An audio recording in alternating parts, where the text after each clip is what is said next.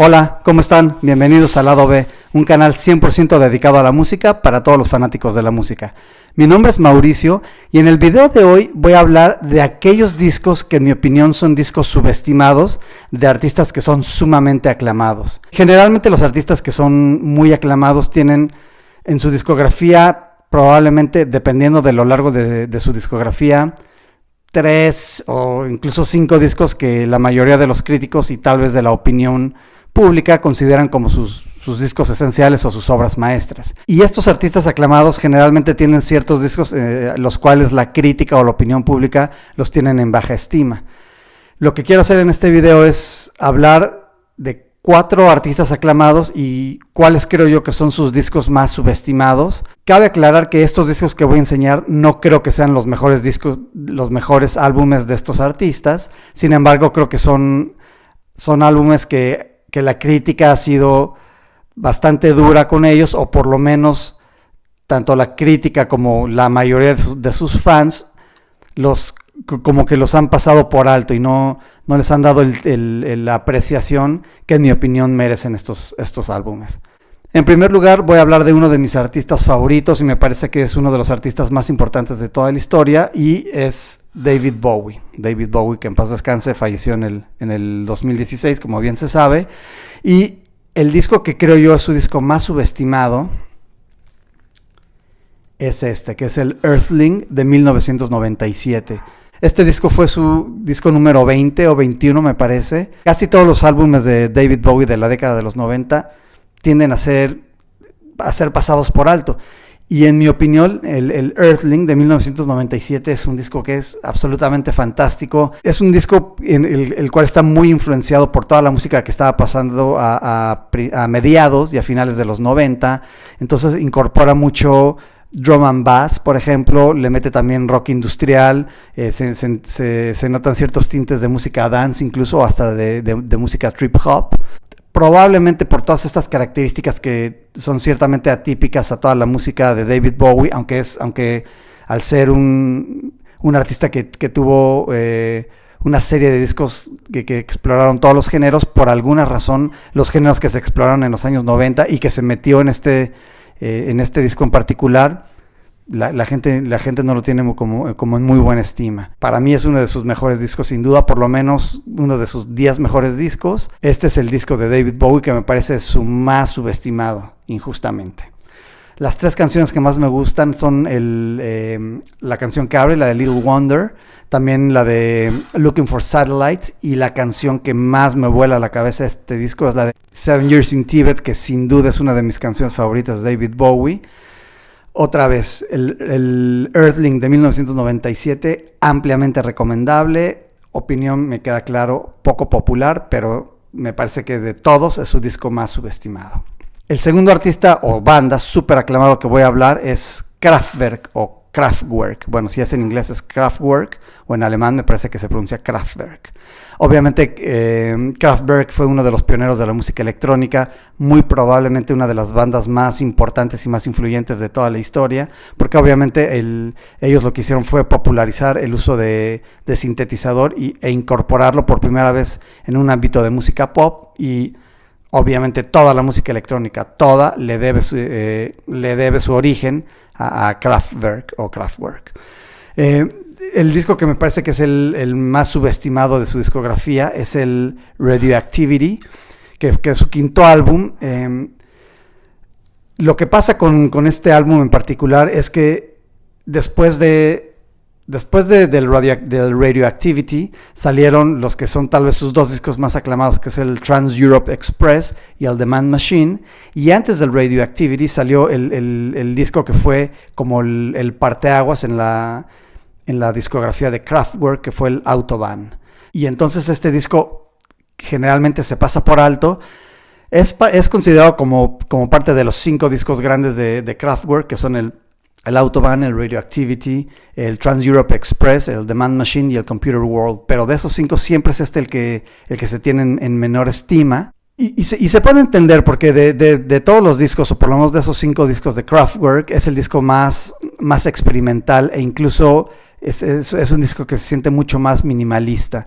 Está como en un punto raro porque no es el disco que es el parteaguas, como fue el Autobahn, o los discos que llevaron el género a otro nivel, como el Trans Europe Express y el Man Machine. Y es un disco sin duda difícil de apreciar por los mismos tintes de música experimental que tiene, aunque sigue siendo un disco que incorpora muchísimo synth pop. Y hay 3 canciones que sin duda destacan dentro de todo el ámbito experimental del disco. La canción titular Radioactivity, también la canción de Airwaves y la canción de Antenna. Se puede notar como todo el synth pop que caracteriza a Kraftwerk, y destacan obviamente dentro de todo la experimentación del disco. Es un disco que se siente frío, es un disco que se siente experimental, es un disco que se siente minimalista, pero no por ello es un disco que no sea tan brillante como los otros discos que son aún más aclamados que el Radioactivity. La tercera banda súper aclamada de la que voy a hablar es Pink Floyd. Pink Floyd es tal vez también una de las bandas más importantes y más influyentes de toda la historia. No hay duda que es la banda más importante, por lo menos del rock progresivo. Y a mi parecer, el disco que es su disco más subestimado, tienen varios, pero este es el disco que la mayoría de la gente y la mayoría de los fans consideran como su disco más débil, y es el The Final Cut de 1983.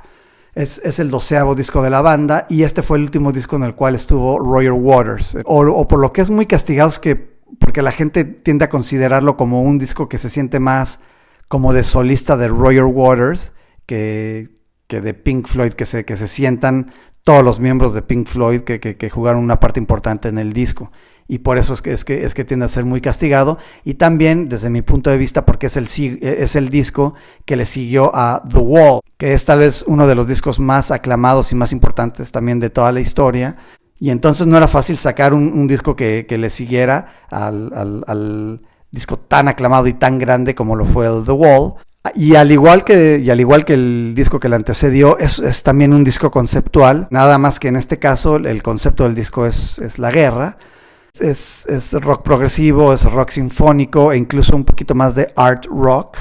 Se siente un disco que a lo mejor en la superficie puede llegar a sentirse un poco complaciente, porque no es tan dinámico como el The Wall, no tiene tantos ups and downs y no se siente un flujo tan que te lleva por todos lados como el The Wall o los discos anteriores de Pink Floyd, pero sigue siendo un disco excelente. Otra vez, no creo que llegue al nivel de sus mejores discos. No es para nada un Animals o un Dark Side of the Moon o un Wish You Were Here, y tampoco es un The Wall. Para ser honestos, no creo que sea un disco tan flojo como tienden a considerarlo la mayoría de los críticos. Sigue siendo un disco que se siente muy Pink Floyd, y creo que es una continuación adecuada del The Wall. 3 canciones que me encantan, o las 3 canciones que más recomiendo del disco son la de The Gunner's Dream. También recomiendo la de The Fletcher Memorial Home, y obviamente la canción titular The Final Cut. Entonces, el disco subestimado, en mi opinión, de Pink Floyd, The Final Cut de 1983. Y por último, el último artista también sumamente aclamado y que también en paz descanse, es Prince. Prince también tuvo una discografía súper extensa, y me parece que todos los discos que salieron a partir de los años 90 y en las 2 décadas que le siguieron son discos buenos, pero para nada están al nivel de los discos que sacó en los 80, que creo que fue la década. Prince realmente revolucionó la música y se convirtió también uno de los artistas más importantes de toda la historia. Y en el periodo, durante todos los 80 sacó discos buenísimos, pero por alguna razón siempre a este disco en lo particular se le pasa por alto. Se le considera también un disco bueno, pero para nada al nivel de sus obras maestras, o de lo que la gente considera ser sus obras maestras, como son el Purple Rain o el Sign of the Times. Y ese disco es el Around the World in a Day de 1985.